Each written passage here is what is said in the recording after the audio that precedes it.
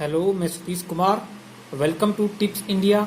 इसमें मैं आज डिस्कस करने वाला हूं क्लास 12th की यूनिट फर्स्ट इलेक्ट्रोस्टैटिक के बारे में। बेहद इंपॉर्टेंट यूनिट है। किसी भी एग्जाम के पॉइंट ऑफ व्यू से कम 4, 5 या 6 क्वेश्चन तक आते हैं इसमें, चाहे वो कोई भी बड़ा कॉम्पिटिटिव एग्जाम हो या फिर कोई भी एनडीए नेवी एयरफोर्स लेवल तक का एग्जाम हो। ठीक है, तो स्टार्ट करते हैं। इलेक्ट्रोस्टैटिक में इलेक्ट्रो का मतलब होता है चार्ज और स्टैटिक का मतलब होता है एट रेस्ट। इलेक्ट्रिसिटी जो यूनिट पढ़ेंगे हम उसमें पढ़ेंगे चार्ज जो कि मूव करते हो। ठीक है, तो यहां पर हम पढ़ते हैं चार्ज के बारे में कि चार्ज क्या होता है। तो चार्ज होता है deficiency and excess amount of electrons which occurs on grounded और इंसुलेटेड सरफेसेज।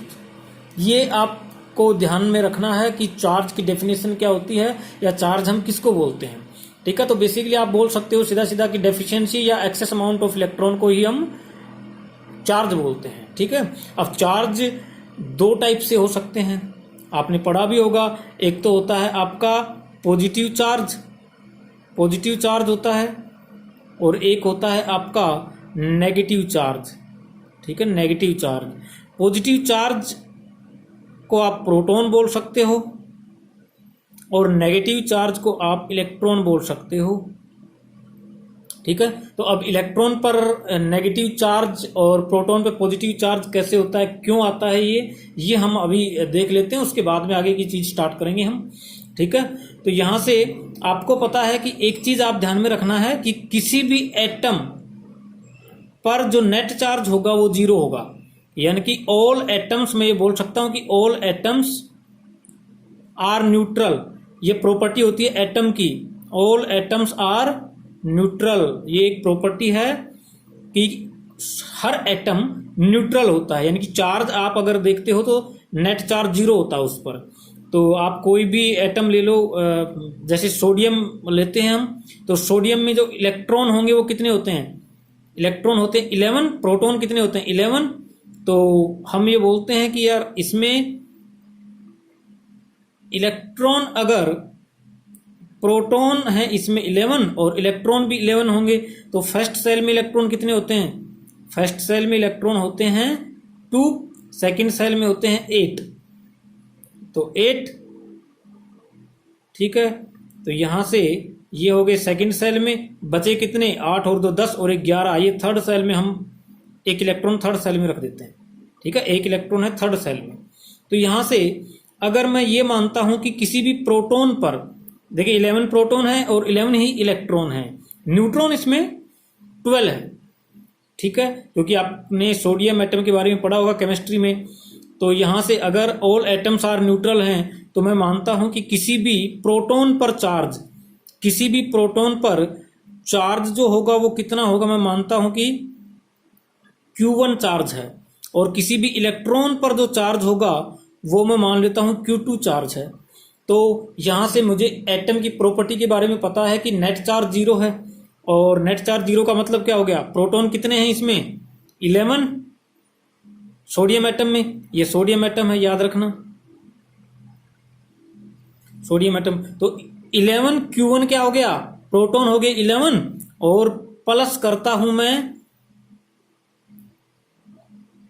इलेक्ट्रॉन भी कितने हो गए 11, और नेट चार्ज हो गया इसका 0। नेट चार्ज इनका कितना हो गया 0। तो यहां से मैं बोल सकता हूं कि 11 Q1 plus 11 Q2 is equal to 0। तो यहां से 11 से 11 कैंसिल कर सकता हूं, और Q1 की जो वैल्यू आई है वो आई है आपकी नेगेटिव ऑफ Q2। तो यहां से मुझे पता चलता है कि प्रोटॉन पर अगर पॉजिटिव चार्ज आपने लिया है तो इलेक्ट्रॉन उसका अपोजिट होगा चार्ज में। ठीक है, तो मैं यहां से इस इक्वेशन से ये बोल सकता हूं कि charge on proton and electron is equal and opposite. ये आपको ध्यान में रखना है कि charge on proton and electron is equal and opposite. ठीक है, पॉजिटिव चार्ज अगर किसी भी सब्सटेंस पर आता है तो इसका मतलब ये हो गया कि वहां क्या है, रिमूवल ऑफ इलेक्ट्रॉन है। और किसी भी एटम पर अगर नेगेटिव चार्ज है या किसी भी सब्सटेंस पर नेगेटिव चार्ज है तो इसका मतलब क्या है, हमने उसको इलेक्ट्रॉन दिए हैं। ठीक है, और इलेक्ट्रॉन जो होता है इलेक्ट्रॉन, उस पर चार्ज कितना होता है? इलेक्ट्रॉन पर चार्ज होता है नेगेटिव 1.6 इंटू 10⁻⁻19 कूलम। ठीक है, तो इसकी जो चार्ज की यूनिट है वो क्या है? कूलाम है। चार्ज की यूनिट क्या है? कूलाम है। ये इसकी एसआई यूनिट है चार्ज की, कूलाम। ठीक है, प्रोटॉन पर चार्ज कितना होगा? Equal and opposite. मतलब क्या हो गया कि इलेक्ट्रॉन पर अगर नेगेटिव 1.6 इंटू 10⁻⁻19 कूलाम है तो प्रोटॉन पर कितना हो गया? 1.6 इंटू 10⁻⁻19 कूलाम। ठीक है, तो ये था कुछ चार्ज के बारे में।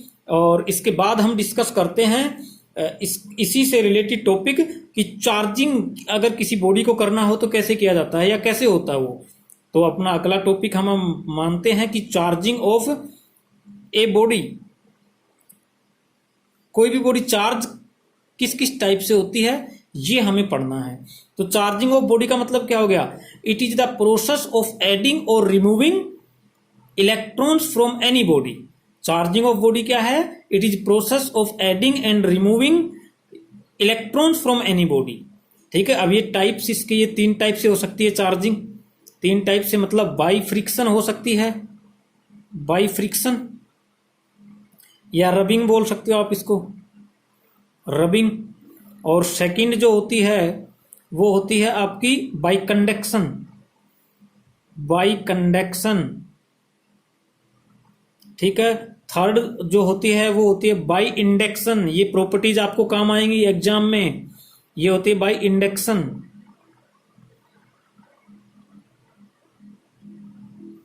ठीक है, तो हम सबसे पहले पढ़ते हैं कि फ्रिक्शन से कैसे होता है। कि आपने कभी देखा होगा फ्रिक्शन करने से कि आप जब भी कोई पेज उखाड़ के अपनी कॉपी से और अपने बालों से रगड़ते हो, उसको फ्रिक्शन करते हो या रबिंग करते हो, तो उसके ऊपर एक चार्ज आ जाता है।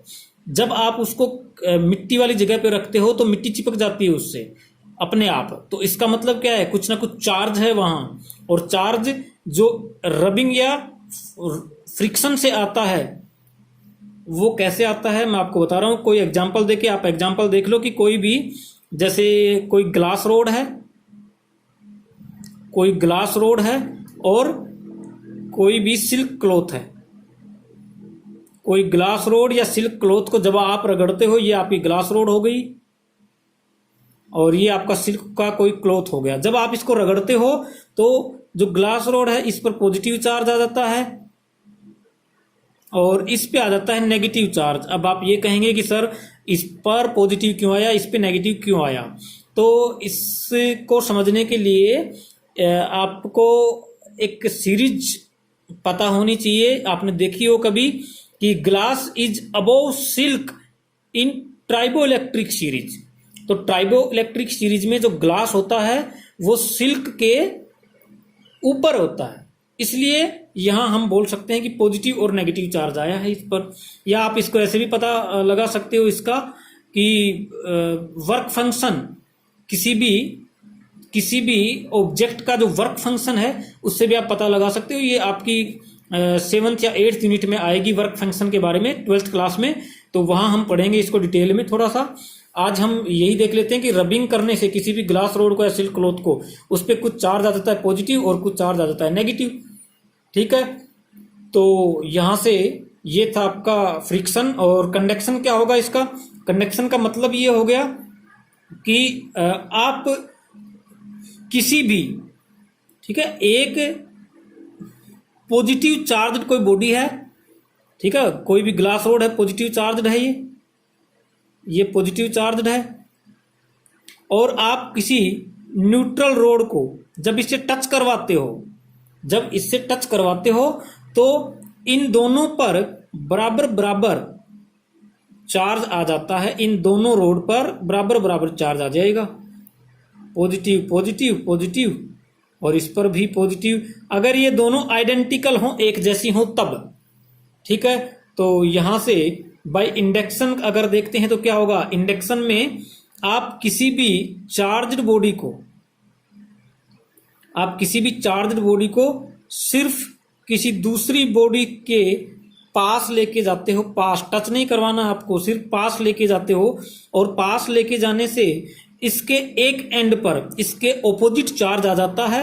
ऑपोजिट चार्ज का मतलब यहां अगर ये न्यूट्रल है तो यहां इसके इस साइड में नेगेटिव चार्ज आ जाएगा और इस साइड में पॉजिटिव चार्ज आ जाएगा।